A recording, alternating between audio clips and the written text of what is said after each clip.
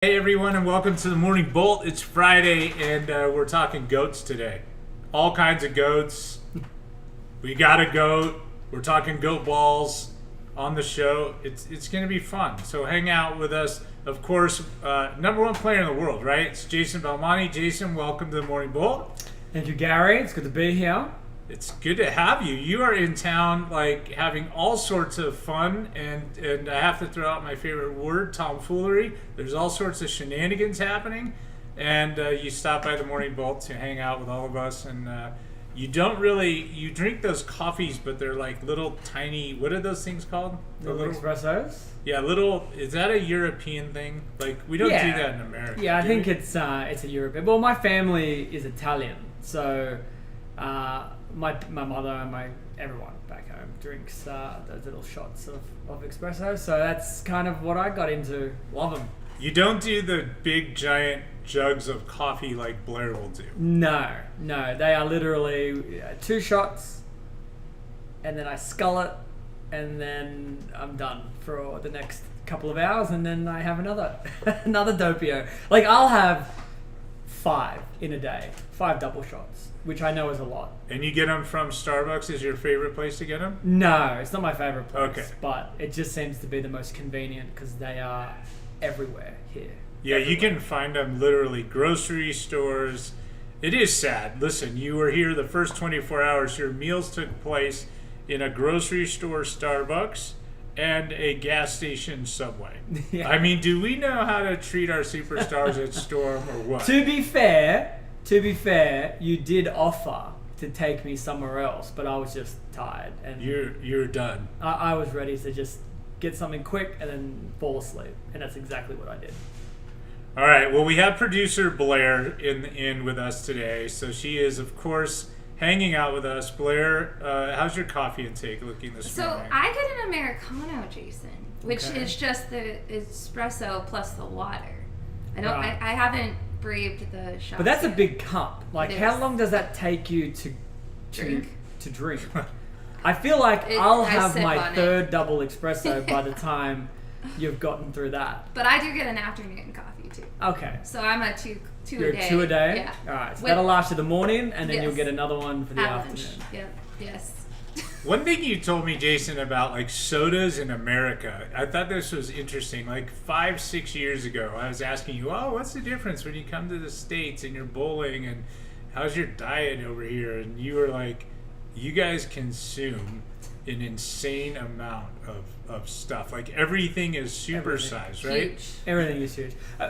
Just the other night, okay, I asked for a medium drink.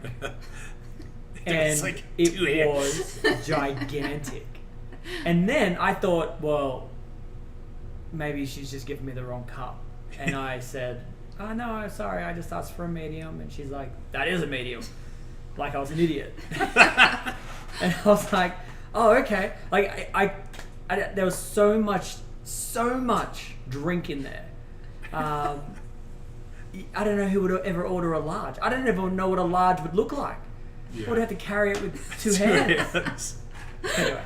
So when you go to a restaurant at home, you were explaining, like, when you get like a soda or a pop or whatever you call it where you live, or Coke or soft whatever, drink. Soft drink, okay. Yeah, soft drink. So when you get a soft drink, it is legit like, what, 8 ounces or something like that. It's like a manageable treat. It's not like a consumable, like you're gonna down all this water. That's right. Yeah. And then you don't get free refills. So on top of that, so you get like just your normal, like you would at home, a glass that size. And then when it's gone, you've got to order another one, and then that's another. And it's expensive everything's expensive back home. So it's like, it's $4 a whack. So you typically sip them a little more. Over here, it's free refill. Over here, I'll drink my drink. You know what I mean. I drink my beverage. Yeah. And I'll take like 5 sips of my beverage, and then I'll talk to you for a second, and then I'll go to get my drink again, and it's back to the top. They just fill it up. You don't even know. They're like little ninjas. They just jump out from nowhere and they fill your drink up. It's this never-ending cycle. You just take sip, sugar. fill it up. It's pure sugar. And it costs like $1.79. Yeah, Just for all of stay it. there all day, just drinking for free. It's great. All right, well, We have a question before we move on, Gary. sure. Okay, Jason, do you drink energy drinks? No, so I drink coffee, tea, diet Pepsi or Coke, and water. Yeah, I don't drink any of the energy drinks. I don't really like the taste of them. Yeah. If I have to, like if it's the only thing on offer, yeah, no problem. I can, suck it up and drink it. But no, I'm more of a water guy personally, or at mealtime, a Diet Coke or something like that. Diet Pepsi. I'll broaden my sponsorship potential here. I'm not going to just corner myself into one brand. All right, Jason, you're on the forefront. Totally going to shift gears, and Blair's going to monitor the chat. So if you have any questions for world number one of the GOATs, the GOAT, I don't know. I don't even want to say that because there's so many great players. And Jason's not done building his resume, obviously winning again last week and probably winning next week and wherever else he goes and bowls. So it's just going to continue. His legacy will continue, and your legacy will continue to be built. Along with all the other stuff that you do off the field, right? Off the lanes, you're insanely busy. And you can't talk about all the collabs you potentially have going. But Blair's going to share the Make-A-Wish thing that you did in conjunction with Storm and Blake, and that was cool. And raise money for a charity, which you're giving back. And then tonight you're going on a red eye, and you've got another business thing you're looking into, which if you want to say, you say, but I'm not going to say. You're of course here with us at Yeah, Storm. I want to hold a few things close to the chest until a little bit further down the road. But yeah. One of the hardest things to do when I come over here is to be away from home, and I hate being bored. Now I don't mind having a bored day, just one day where you rest and you sleep, and then. But if I have to have multiple days like that, I get a little antsy, and I feel like I'm really wasting my time while being away from home. So typically, no matter if it's the PBA Tour season schedule or like this one where I've got a bit of time between now and Bowl Expo, I call as many people as I can prior to leaving and organize as much work or events or charity things or whatever I can to fill in that time. So I feel like, hey, you're over here, you're away from your family, but you're doing something, and it's worth the time being away. So yeah, I never have like a week off to do nothing, and I just watch movies all day. That's just not me. You are not a lazy person, and you are super clever. So the collabs are going to continue to come. One of my favorites that did happen, and I thought was really meaningful to the sport, was with Dude Perfect. Like, you did this thing with Dude Perfect, right? And it was this massive video with a billion views, or I don't know what it was. The first one was quite a while ago now. I think it was like 8 years ago, the very first Dude Perfect video. And actually, little fun fact, they were planning to come to Australia, and we had pretty much everything written down, ready to go. And this was in February of 2020. And then, as you know, by March 2020, we had a pandemic. And no one was traveling anywhere. Well, I almost couldn't get home. So that whole Dude Perfect Part 3 Down Under, because that's where they were coming to Australia. Did I mention that? I don't know if I said that. They were going to come to Australia and do the third iteration of the videos. But then stupid COVID, and at the time we were like, it's all right. We'll Couple wait, weeks. yeah, Next we'll wait month a little we'll do bit it. and see what's going on. And I'm sure we'll figure this out. And then 2 years later, so we've got to get back on that conversation. So that one hasn't taken place, but it still potentially could take place. Yeah, it could potentially still be. I have to get back into that conversation because now, since the pandemic, obviously those guys are hectically busy. So trying to fit us into the schedule, it's a big deal to come to Australia. It's a big ordeal. So they have to plan it and organize it. So we'll get back to that conversation, but that will be a lot of fun if we can, go to Sydney, go to my hometown, do some ridiculous tricks. And, yeah, for sure. Yeah, It was make another really cool video. It was super cool. It was entertaining to watch. It was brilliant, and then I think you had the world's fastest strike too. That was another thing that was cool. Yeah, with Eric Almirola. Throwing that out of a Go Bowling NASCAR moving car, which I did. If you go to my YouTube channel, you can see the whole video.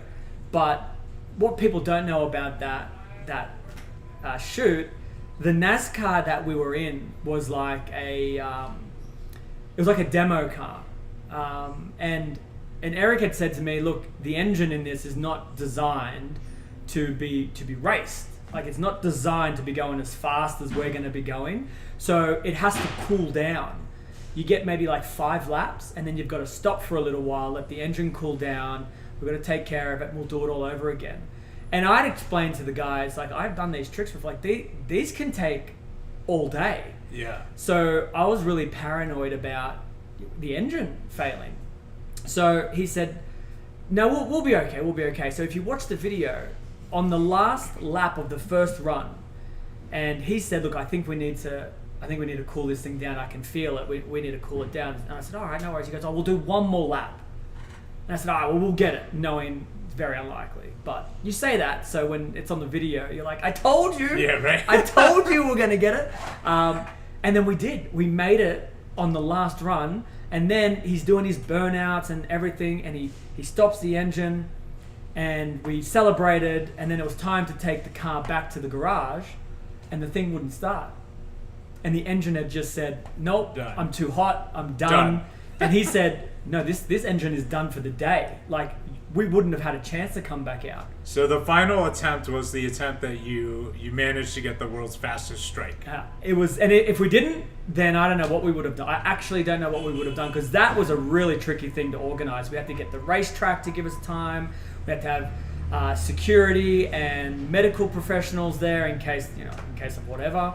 We had all the film people that were all booked for the day, and it would have been a disaster had we not made it. And it was like the most perfect strike. It was like everything was perfect. Because sometimes you do a trick and you're like, it worked, but it wasn't really aesthetically pretty. You know, like maybe we could do it again and make it look nicer and take a second shot at it. But this was just, everything was perfect. And then the car. And then the car just took, it was 140 like, I'm done. miles an hour. By the way, I like to go fast. Like, I back home, when I say I like to go fast, I want to clarify this.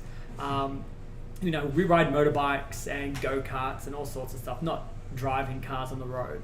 But I like to go fast, and 140 miles an hour is really quick. It's really fast. And then you're throwing something out of a window at that speed is also really quick. But there is a completely different animal going 140 miles an hour and looking at the road in front of you and seeing this turn that's relatively sharp, and you're on a hill, and you don't know when he's turning. You don't know when. And there's no braking. He doesn't brake, which is the other thing. At 140 miles an hour turning into a corner, you think he might just slow down a little bit. But the thing was just like revving all the way up, and that was... So half of the fun of it was just like experiencing the drive, and then the second half was actually getting the strike. And Eric is a really cool guy. Oh my God. I got to meet him before. So cool. He So was nice. so awesome, right? So nice. Such a good guy. Like, polite and will just do anything for you. And then his family was there to watch the whole thing as well, and they are like little mini-me's of him. Like, they are just over the top polite and nice, and they've got that heavy accent. I don't know where they're from. Like, they sound like they're from probably like a Texas or something like that. I don't know where he's from. Yeah. But they all have that accent. Yeah. And when you put them all together, Super cute. it is pretty cute, especially when they're little. Yeah, they've got of course. that, daddy, that. Did they let you take the car home after the car that was overheated and done? Did they send it to Australia for you to They didn't, drive no. around? But I did get to keep the suit that I was wearing, which was a Go Bowling fire-proof Yeah. NASCAR suit. Because you have to be geared up. I hear they're very hot. The suits are warm. It was a warm day when we shot, and Eric had told me prior. He said, we sweat a lot. We lose a lot of weight when we drive because we sweat profusely. Right. And I had said to him, well, we're not racing all day. We're only going to be in the car, for a little bit. Right. You don't really expect, to be dripping with sweat. And, because you got all the other fire stuff on too. You've got the headwear, plus the helmet, plus everything else, the boots, everything. And I remember when we got out of the car when we celebrated, I was just dripping in sweat, and we'd only gone for 5 laps. You're 10 pounds lighter. And we weren't racing people, so the adrenaline for me was just, we're going fast and we're going to throw a ball out the window. But imagine having cars right next to you and right behind you and right in front of you. At any time, you can have a crash doing 150 miles an hour. I can understand why you sweat a little bit. It's super intense. I mean, I know with all my professional racing days, Jason, that it is pretty... Takes it out of you. It takes... And I lose a little weight. I should probably get back in the car and lose a few pounds. You have lost a couple of pounds. I lost a couple of pounds. I've seen you. Yeah, so for sure. Whatever you're doing, keep doing it. Yeah. Well, we're going to keep on it. Jason, okay. I want to talk about where you're from. It's Australia, of course. Everyone knows this. You are very proud of your country. You love it there. You are a super family guy.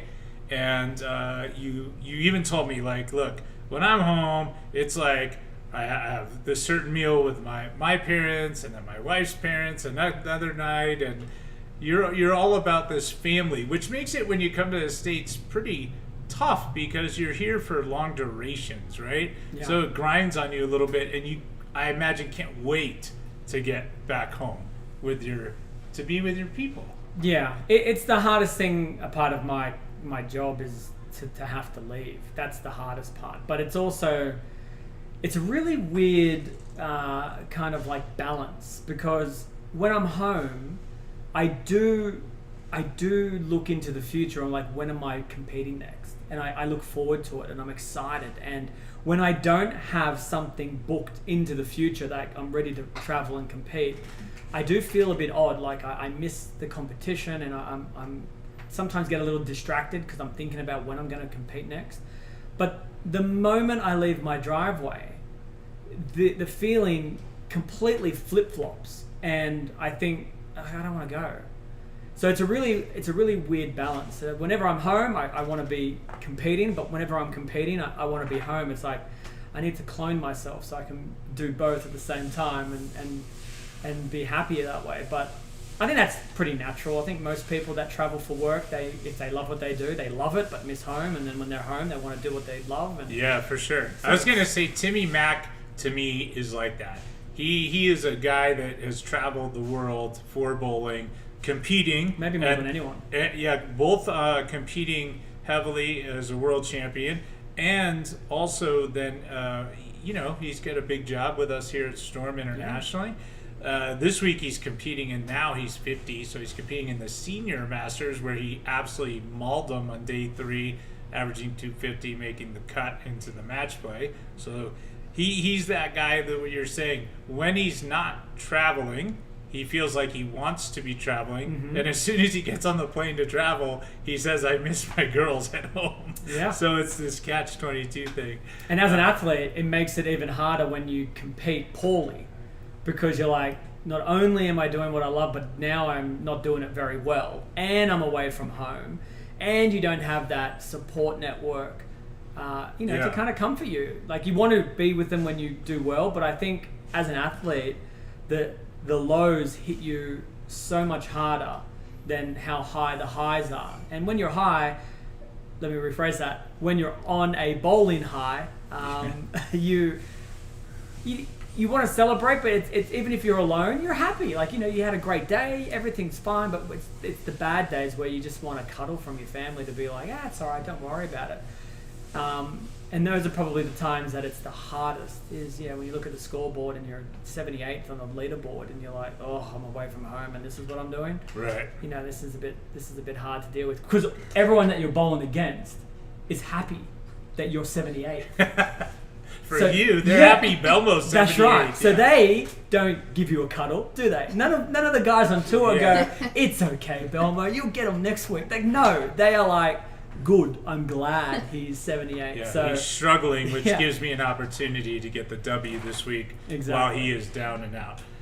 Gary, I put myself on the camera because we're never going to get to the questions from the chat. Oh, there's You questions from the keep chats. Can I ask my first of many ridiculous questions, though, and then go to the chat? You've Can we do that? Haven't you been doing that for 20 No, I didn't even minutes? get to the good question. Like, who wins? Okay, all right, fine, go ahead. All right, one of them is who wins in a fight between a koala bear and a kangaroo. Like, I think That is a everyone wants to ridiculous know that. question. And you should know that because where Okay, you live... okay. We need to preface this question with a couple of extra things. Number one, are they both mad? Right? Super hot. They Okay. they're in 78. They bowl bad. Okay. They're away from their they family. bowl bad and they bump into each other. Yeah. And the koala, has it been sleeping or has it been awake for a little bit? Don't they sleep 22 Yeah. hours a day or Yeah, something? that's 23 like, hours a day. yeah. So I Because assume if he's well he's rested. just waking up, if the koala is, even if he's mad and he's just waking up, I'd take the kangaroo. I'd take the kangaroo. I think he'd just jump on his head or something like that. But if the koala had been awake for a little while and didn't, lost all his eucalyptus leaves and now he's really mad, Yeah. they're angry. They are Mean. not. They are not a nice bear. Really? They are not. Yeah, they No. look They cute. look adorable. Yeah, that's how Yes. they get you, Blake. Yeah. That's how they get you. They go, come and Aw. pat me. Look at me. I'm so Yeah, adorable. they're like little cuddly. And then you get and close, like, and then they scratch your face off. Jeez. So yeah, Remind they me are. not to go pet No, the you just koala got to bear. make sure that everything's good. They've got the eucalyptus. They've had a good sleep. Then you can give them a pat. Now, I will say it freaks me out at zoos, and I'm actually going to a zoo this weekend that has this experience where the kangaroo experience, you walk through it and there's no like cages. They're just like right there and they're hopping around, and I'm always like, it could hop over here and just be pissed at me and punch me, right? At any given time. That's what I feel like, but apparently not, because I never hear Well- that story in a zoo. Look, you don't have to worry about the punching. A kangaroo's punches are they're not so bad because they've got Okay. little like Little hands, wimpy, like T-Rex hands. It's like, Yeah. It's when they rock back on their tail and then use their feet to kick you. Ah, That's the when you get kicking. into trouble. That's yeah. when you're going down. Okay. That's Okay. when When you. you're Do going you want to I'll tell you a fun fact about Australian animals, which maybe my Australian friends will know. So we have what's called a coat of arms, an emblem. It's Australia's logo, I guess you could call it. And the two animals on the emblem are the kangaroo and the emu. And the reason why those two animals are on the emblem is because those two animals cannot walk or bounce backwards. They can only move forward, which symbolizes that Australia will always be moving Progress. forward.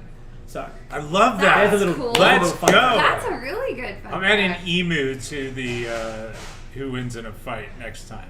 Okay, well, since you brought up dinosaurs, Okay. we have been talking about dinosaurs because the Jurassic Park movie It's the- coming out. Yeah, are you a Jurassic Park I fan? am a Jurassic Park fan. Okay. Yeah. So you're gonna see this final. They say final movie. Yeah. Do we believe it's the final movie? Yeah. I know, because the old. There's been so many. I think at some point the studio has to say, you know what, We're done. good. we're good. Yeah. Yeah. And they're bringing the whole cast back. Like there is. the originals and the new Even if you ones. were to make another one, it would flop Yeah. because this is the one they've just said. All right. This is it. Right. If they come. Yeah, I've seen all the. I'm looking forward to watching it. So now Gary roots on the dinosaurs. Do Yeah, you 'cause root I- on the I- dinosaurs or the people? No, I don't. I don't root on the dinosaurs. I do enjoy though how they've tried to, I don't know, I guess bridge the gap between like a velociraptor and humans, where you Yeah. can now contain them a little bit. And I have thought, which is a bit weird, because I have thought, and again to give you a little context, at home my family loves animals. So we have a whole menagerie. We've got bees and chickens and rabbits and cats, and we're getting dogs. And so, we asked the question at the dinner table, like, what's an animal that you would like to have at home? We have like free-range kangaroos that come in onto the property all the time. And so that question popped into my head. Now, when I saw the shorts for Jurassic Park, I did think, what dinosaur would be kind of cool to have as a pet? That was a Right. bad. Right? Just for a yeah, second. Yeah. And every time I think about it, I'm like, oh, that'd be cool, until it eats me. And every single one, like, if a dog gets mad at you and it bites you, it's not going to eat you, right? It'll bite you and it'll hurt. Yeah. but it won't eat you. Yeah. It's like asking you, would you want a crocodile as a pet? Yeah, until it eats your arm. Yeah. Even then, you Yeah. can still survive, Right. But you can't really survive if a velociraptor or a T-Rex decides to bite. Like, that's the end of you. You're done. So, But I like in the movies where you're like going through all the meat-eating dinosaurs, right? And then the like world opens up, the sun comes out, and you see like the Plant-based. plant-eating ones, Yeah. and they're like walking through, and everyone's like, "Oh, look how beautiful they are!" I'm like, "Oh my gosh, this is ridiculous." yeah, until they step on you. yeah, they're They might not huge. eat you, but they'll still destroy you. Right? They have no idea what they're doing. No, so I do not root on the dinosaurs. But I also will say this: I don't root on the humans either, because in these movies, for the most part, we do it to ourselves. They're so dumb. Yeah, They're they're so always dumb. We chasing invent these money. new Yeah. ways to build bigger and smarter and, like cloaking Right. device type dinosaurs that can hide. And I'm like, what are you doing? Or the one movie, the parents went to find their child that was like stuck on the island. It's like, well, gee, what's gonna happen here? Yeah, right. Like you have no training to go and look. It's for like that horror dinosaurs. movie where they hear a sound in the garage Yeah. and the lights don't work. Yeah. So they just, I'll get a torch and I'll wander into the garage at 3 a.m.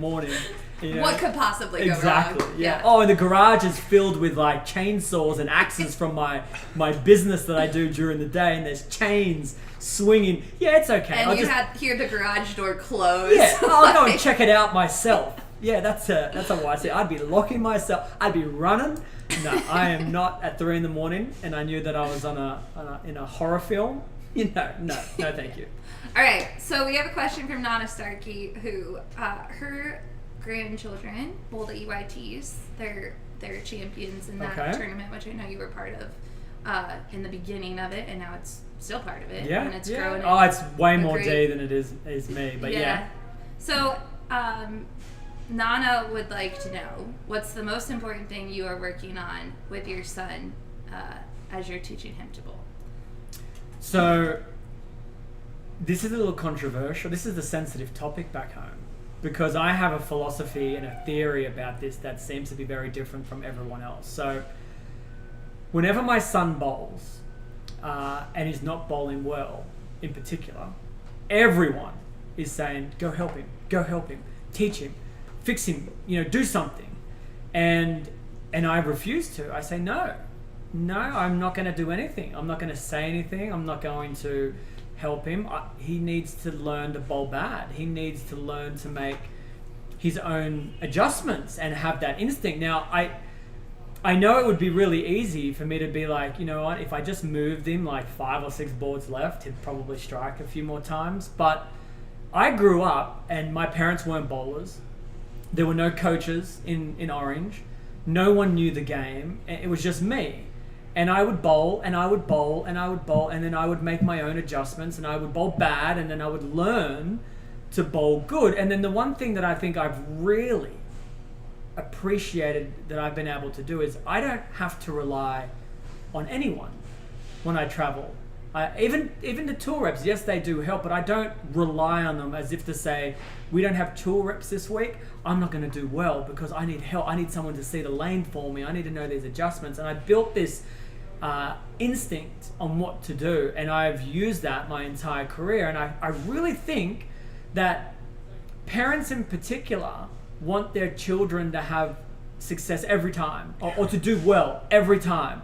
So when there is a moment in which someone is struggling, they're really quick to intervene and say, hey, let's change ball. Hey, let's play this part of the lane.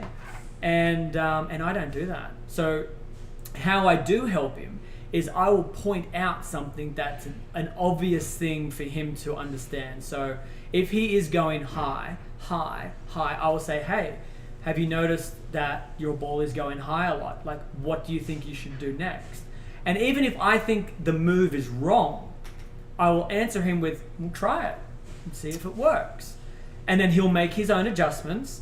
It'll work or it won't. And then we talk about it thereafter. And then the idea is he will develop his own instinct. Now, when he gets to maybe 15 or 16, where I think, you know what, he's old enough now to understand more of the complex side of the game. And when it comes to the physical training, he can comprehend better what I'm trying to explain to him with footwork or swing or launch angles or timings or whatever it is, then I think we'll sit down and have more of those one-on-one sessions where it's, a couple of hours long and we're learning lane play and we're discussing ball roll and manipulation. Then I think I'll be way more involved. But right now, I just point out the obvious and I tell everybody else, just do the same. Let them bowl bad. Let them navigate their own. Let them bowl bad and see what kind of. I'm gonna tell Sean Ryan to do got. that for you guys on tour too. I'd I'll be like, work hey, great. listen, if they're all bowling terrible, just tell Let 'em them. bowl bad. Just let them. It's like a psychologist, right? When they say, I'm not feeling well this week, doc. Oh, how does that make you feel that you don't feel well? It's answering the question. I want Sean to be like, when a player comes up and says, my ball is just hooking too much, and how does that make you feel? Yeah. What do you think the move should be? Oh my god! And Sean could pull that off. He's like the one that. Oh, that would totally be could. awesome. Yeah. But How do you? I think how you're does that right make too, you and feel? it teaches you, or it shows you as a parent, if they're struggling and they don't care, that shows you, well, maybe we're not in the right activity, right? And vice versa. Yeah, like if they care too much and get upset and cry and get angry, like at least you can then say, hey, we've got to we've got to reel that in because he is not going to, or she is not going to bowl well. Right. Her or his entire career. Yeah. So when he has bad or she has bad, when they have bad days, we need them to be able to handle it as they grow up. But if you're sheltering them from those bad moments constantly, then when they're older and they have those bad moments, they won't know what to do. They'll kick ball returns and have tantrums and throw their equipment around because they haven't been able to digest it from an early age. Anyway, so that's the controversial thing back home. I like the strategy. Blair, next question. Do you have a favorite? 2LS has been around for a year now, I think, a little over a year maybe. Do you have a favorite 2LS layout or anything that you're exploring with it? No, and this is even, people will say, do you have a favorite bowling ball? Which, I think I can say which ball I've used more, but it doesn't necessarily mean it's my favorite. And it's the same with drillings because we're bowling on a different oil pattern every single week, and I will use whatever I need to strike. And if I win a tournament with a 5x5x4 drilling, well, that doesn't become my favorite drilling of all time. It becomes my favorite drilling that week because the next week I might need a completely different ball and a completely different drilling, and I might win. So now how do I compare the two? It's very situational for me, and it's same with bowling balls. Like, I'll have success, more than not with some other bowling balls, but there are some bowling balls that I love, but I can only use them a few times. But boy, do I love it when I can use those bowling balls. So I do hesitate to say, I would probably say the high road is. Which is my a favorite. perfect segue into our new contest, which is the GOAT, Jason. That's why I did it. We're going to ask the GOAT right now to name his GOAT ball. And now we're talking modern era bowling balls. And one thing that's really unique and is our team at Storm develops product that is meant to last for a long period of time.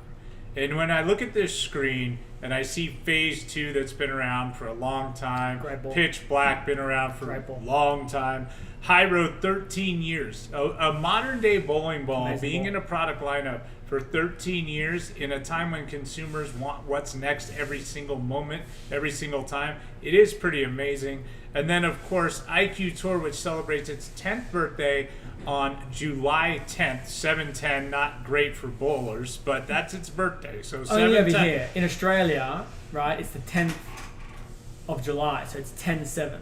Oh, it's much better. 7/10. Much better in Australia. Release it in Australia, so that way it's the 10th of July rather than July 10th. Anyway. So we have this contest that just started. It's going for a week and is basically, it's going for 3 weeks, but basically week 1 is you just pick which ball of these is your favorite of these balls. And these are modern GOAT balls. No one would argue that these balls are anything but amazing and outstanding. And it is hard to pick just one. But Belmo, as the GOAT, pick one of these 4 balls that you personally think, man, how can this not be the GOAT? Yeah, I personally think I would use the high road. But I reckon the IQ Tour will win this competition. That's what I think. Yeah. I think the IQ Tour is more suited for more players and is more used today. And I know it's not as old as the high road, so maybe the high road probably has 1 or 2 more sales, I suppose. But the IQ Tour is probably used far more today than the high road is across my venues that I go to. So I would say the IQ Tour is probably going to win this, but I don't use it all that often. It never really matched up to my ball roll. I prefer to get a little further left and use the high road. And out of these 4 balls, we all know historically you have had good success with high road. I think phase 2 is a ball that you always have in your bag, and pitch black, of course, is your the pitch black I probably have had the most success with. Yeah. Of the 4 balls there, I think I've won on TV. More. More with that ball.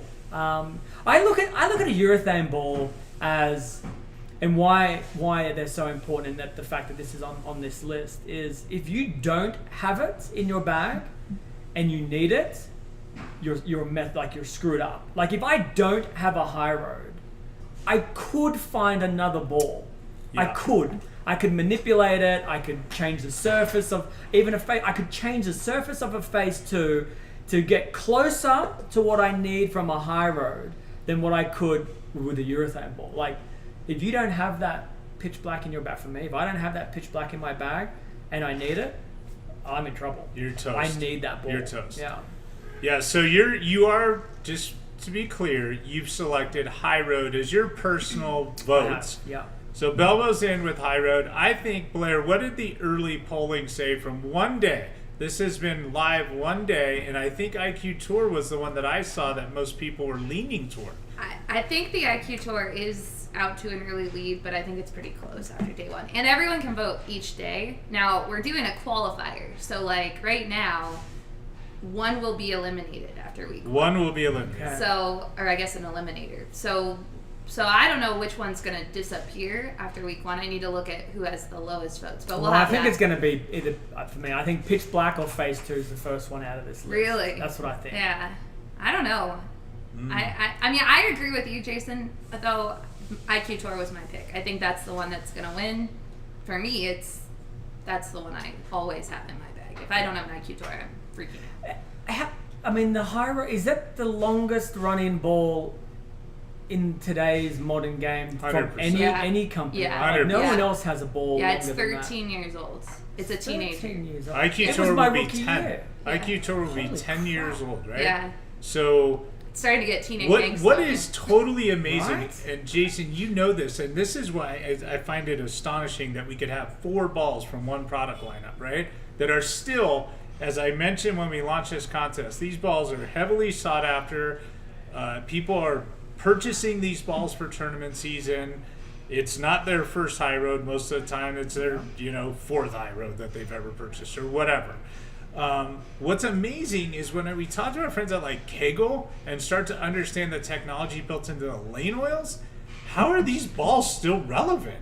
Like, it's amazing they're still, because the oils that you're bowling on, like on tour or at the Junior Golds or Storm U Championships, all that stuff, even league bowling isn't the same as it was 13 years ago. You're not using the same oil. How could the cover stock still match up is astonishing to me.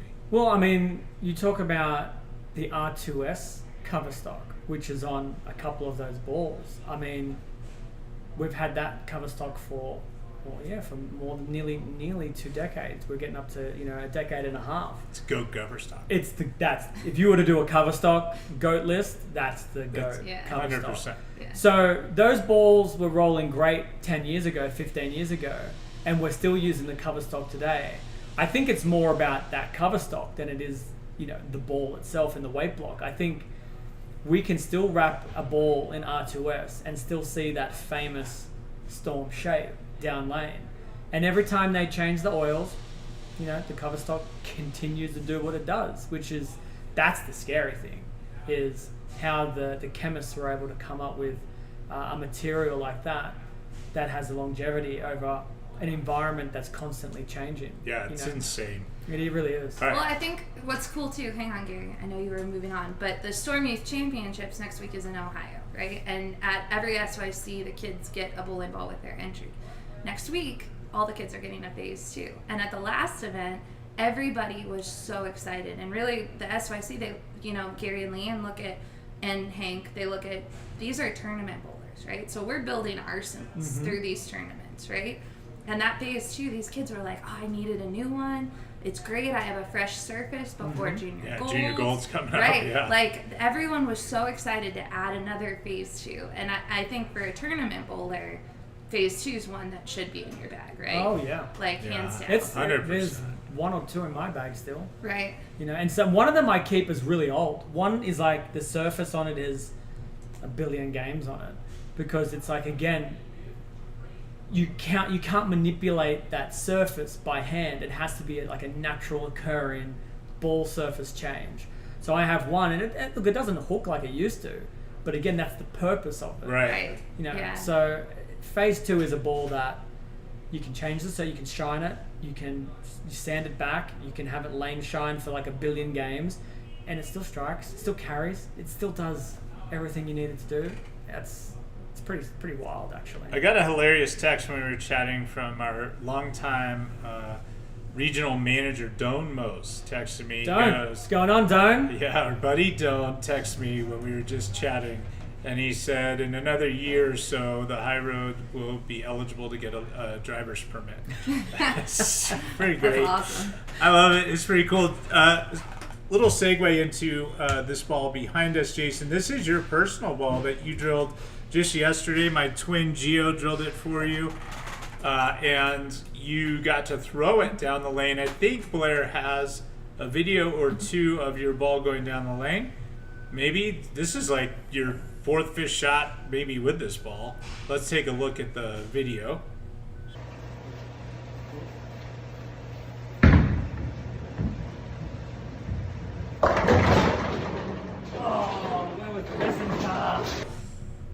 That's you with one hand.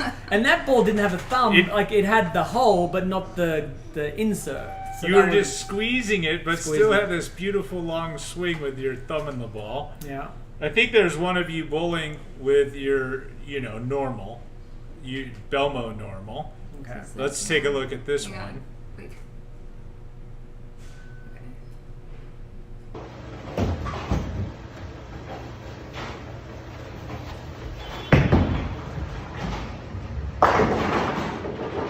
Infinite physics. Really good. I didn't have a lot of success with the physics line. The covers and the weight block for me never really gelled. There were a couple of times where I could use them for a couple of games, and it was always like that, I don't know, long shot idea. Maybe it'll work, maybe it won't.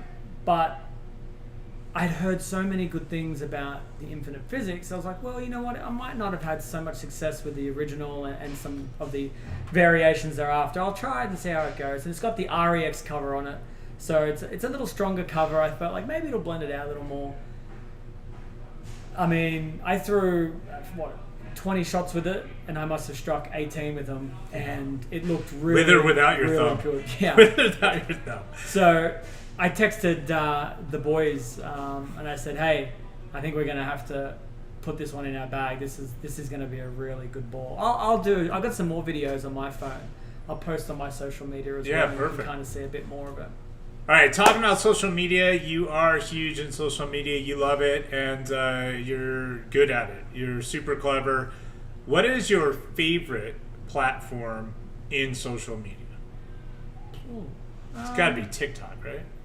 I don't mind TikTok. Yeah, I don't mind. It's I feel like TikTok is the one that you watch when you're just brain dead. You're just looking for those quick bursts of something funny or something crazy or what. You just flick it. It's really not like I'm going to absorb this content. I just want to just chill. It's not YouTube. No, and I feel like Instagram has become way more personal. It's more about you. It's more about sharing some moments that are pretty intimate, pretty close to you, and then Facebook I think is more of like the community. I feel like when you get on Facebook, it's more about, I want to talk to a broader audience and I want to share more generical topics. Generical, is that a word? Generical? Generic. I like generical. I'm making up a word. Yeah, Generic. it's a new word though. We've got. I like it. Let's That makes add it. sense. It's good. Yeah, more generic stuff, and then you can kind of allow the community to engage in that conversation and share more opinions. I haven't been on Twitter much these days. I used to like Twitter for just information, and I wouldn't be so like scrolly. It would be more like, I want to know about this situation that's happening. Like I'll search for a hashtag, or you follow certain accounts that are more news-based, sports-based. But I almost feel like you it's like a sports team. You commit to one more than the other. Like whichever one you like, that's your platform. That's the one that you use the most. That's the one you like. I mean, and which one is that for you? well, I use them all for different reasons. But I use them But all. you don't have a favorite? But I don't really go on social media to like, to be like, I'm not scrolling to catch up on the week's news of my friend. Like I'm calling my friends. Like I don't use social media for what I think it was really designed for, which was, keeping in touch with your family and friends. I keep in touch on a more personal level by calling them or texting them or seeing them. So I use social more as in like I want to know what's happening in my industry, in my game. Like through Facebook, I think is a really good medium to be able to hear what's going on. Who's bowling well. Who's honor scores, which you see quite a lot. What Storm and everyone's doing. Instagram is probably more if I want to see the more personal stuff. People who are going to a fun restaurant, or people who are holidaying and they're sharing some cool things. I think that's the platform I go to see that. TikTok again is just, I want to have a bit of a laugh and just kill. I want to kill a few brain cells. I want to watch dogs. That's I don't watch TikTok dog videos. is my dog video It should dog. source. You know what we should do? It would be, this could be kind of funny. Because you know how each of these platforms have algorithms and whatnot. So based off what you like and comment on, the algorithms are pushing more of that content to you. I think it would be interesting if you had like a teenager, and then you had a parent, and then you had someone a little older, and you put TikTok in front of them. Let's say they all had an account, and then you all just scroll together, and you just see the different types of content. Oh, that are on each one. From each platform, from Yeah. each person's phone. I think it would for be sure. pretty hilarious to see the That'd be difference. cool. Yeah. Yeah. We should do that, Blair. Let's work on that. All right. We could do that at SYC, by the way. Easily. We could easily do that because we have all the generations. So is there any final questions before we let Belmo go? Because he's got videos to go do on And new disc products. golf. I've got disc Well, golf. And disc golf. Yeah, I'm I playing think disc golf. the biggest question, and it was asked a couple times in different ways, was the fans want to know, like how you rate your 2022 season based on all of your other seasons. Yeah. Right. Like Get him win Player of the Year again. yeah. So I think the best season I ever had was when I won 3 majors in a single season. And I made the show in the other 2. So that I think is just, that's outrageous. No one had won 3 majors in a single season. The 3rd major was the World Championship, and that locked up a Player of the Year for me as well. Because I think it was between EJ and I that year. EJ had won a major, and I think he had 2 other titles that year on extra or on flow bowling. So that 3rd major locked that up, and I was thinking to myself, like, I don't know if I could ever do that again. Like 3 majors is pretty crazy. But then this season, I won the most I ever have in a single season. I won 5 times in 5 different places. One of them been a major. I'd probably say that the 3 majors are still my number 1, but this will be my number 2. This was a pretty awesome season to be able to be, not just competitive week to week, but to really have a chance to win. I think I made like 12 shows out of 17 events or something. Like it was a really solid season, week to week. And I also have things that I'll remember from this season more than anything, like BJ Moore. This was something I'll never forget when I was playing the Shark Championship at the World Series of Bowling, and we had a schedule change that I was unaware of, and we started an hour early, and BJ Moore waited for me to bowl that first game. I mean, those are the things that they matter to me as well, and that happened this season. So I still owe BJ a meal for him and his wife. I've asked him like 5 times to because I actually wanted to organize a meal for him and his whole family at home. I said, you just tell me your favorite restaurant, you give me a night that you guys want to go out, I'll make all the reservations, I'll pay for it, or you just tell me.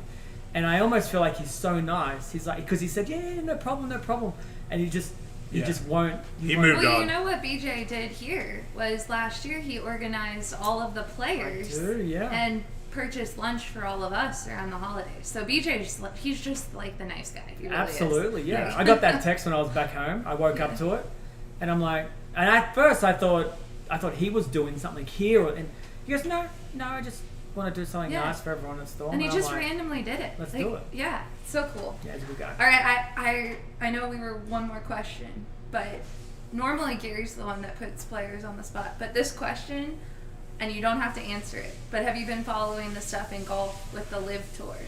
A little bit, yeah. Just a little bit, not a lot.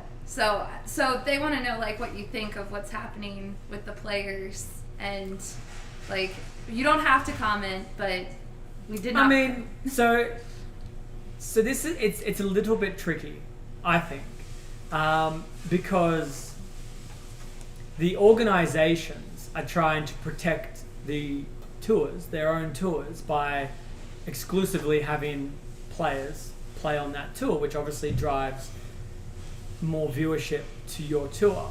But the player is also like, well, I'm playing a game here. Like, if I can do it somewhere else, I want to have the ability to earn more money, to provide for my family. I think the trickier part of it all is in golf in particular, is they already make a really large sum of money.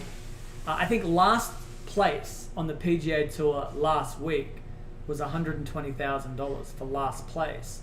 So chasing the money is a really odd thing when I suppose we don't know what they're spending their money on. Maybe they need more because they spend it faster than they can make it. But yeah, I don't know why I'm needing, outside of that specifically, they spend it more than they make it.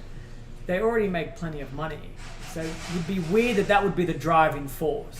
So then you've got to start to wonder, well, how does the PGA as an organisation treat its players? Are there things that we don't know about that's happening behind closed doors that make the players say, we need a new venue. Like we aren't happy, we're not treated well. And it's like any business. If the employees here at Storm were not treated well, they wouldn't want to come to work here anymore.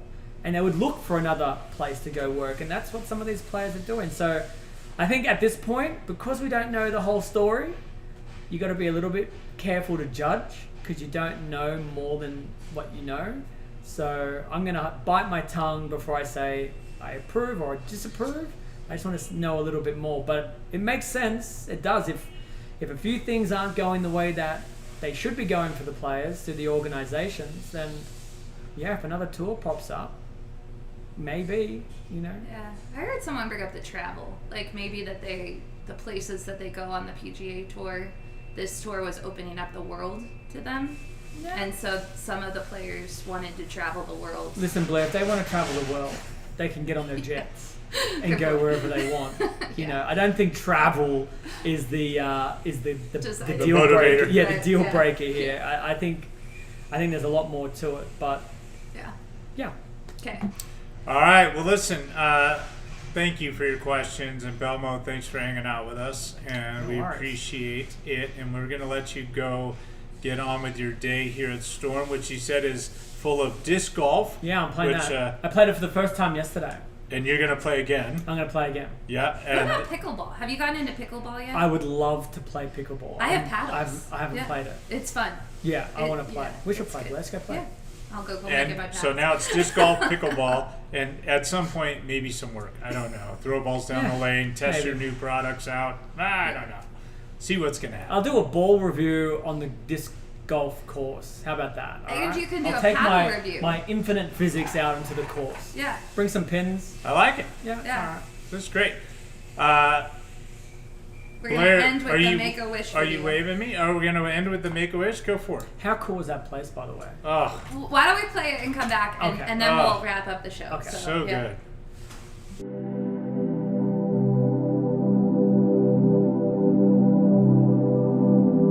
G'day, it's Belmo here, and this is a really exciting day.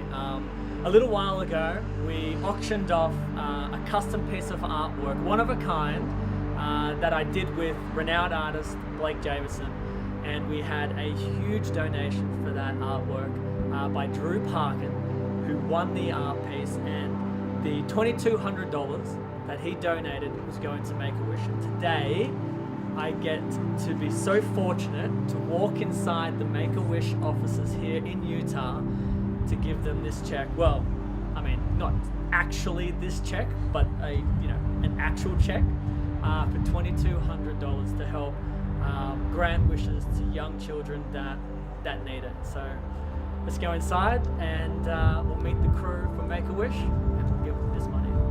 Make-A-Wish Utah started in 1985, and ever since then we've granted over 4,000 wishes just in the state of Utah. So So good. No, we're so happy and thrilled that we can help. it goes a long way. So we have about 230 kids who are waiting for their wishes to come true in the state of Utah right now. And so any support we're able to get from the community is really helpful for us to be able to continue our mission. So Yeah, no worries. we Well, appreciate Storm that. and everyone at Storm is Yeah. thrilled to help how we can. Yeah. Thanks for being part of it, right? Creating those moments of joy and positivity makes such a difference, and I'm sure that you see that in what you do, and so to be able to come together and do that to do that together is an honor for us. So we really appreciate I've got your 4 support. kids myself. Yeah. So, and I'm speaking as a father, when you're able to give your children something that they'll remember forever, it's really affecting to you too. And then you've Yeah. got, in this situation, you've got children who, may not see another Christmas, and parents that can't afford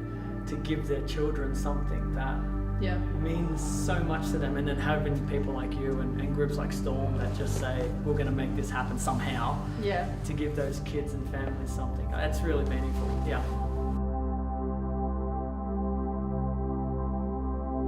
We get someone who's a bowler, who's able to find a way to raise money and support wishes. It's fantastic because both of those passions combine to do something pretty amazing for kids. Yeah. Well, we're thrilled to be a part of it. Like I said, thank you so much. Yeah, we love it. No worries.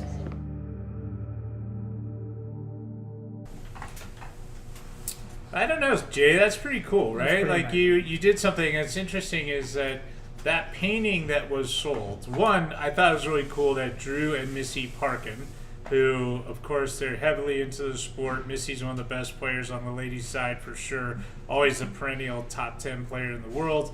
Her husband Drew is the one that won the bid at the, what was it, 2,200? Is that what it was? Yeah. $2,200. And that artwork is something you did the artwork. Like Yeah, that was your well- painting in, like, was it paint by number? Or I don't know how you do it. No, it looks like it. No, but we were just talking about it when the movie was the video was playing, and $2,200 US, by the way. That's a lot for a piece. Like, there's no way that I thought I could create an artwork Yeah. and sell it. I'm not an artist, but when I was told that Drew and Missy picked it up, $2,200 to the Make-A-Wish Foundation. I hope it looks good wherever you hung it, guys, because that was a lot of money for a piece of artwork that I did that, I'm no artist, but it was a lot of fun doing. But that whole experience, like actually going to the Make-A-Wish office and going and seeing where the wishes are created and hearing some of the stories, some of them quite heavy, and quite emotional. Right.